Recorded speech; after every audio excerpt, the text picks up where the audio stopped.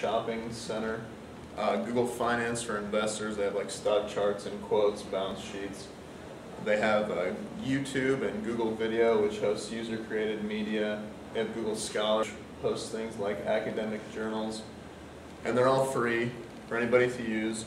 Their main source of revenue is advertising, and as you can see, they're one of the most popular search engines on the web. So that does bode well for their advertising. Companies can see Google is one of the most visited sites out there. Procter & Gamble goes about its advertising expenditures a little bit differently.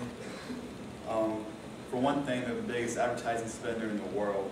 In 2007, the next closest competitor was GM, and Procter & Gamble still spent twice as much as what GM did. As a matter of fact, they spend almost $9 billion a year in advertising alone.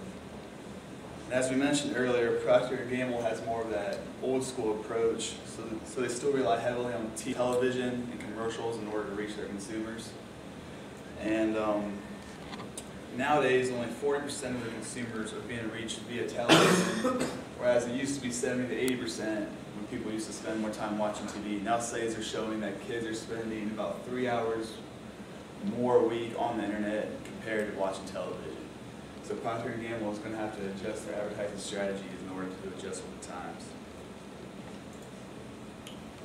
Google's revenues are also slowing. When they first IPO'd, they really shot up.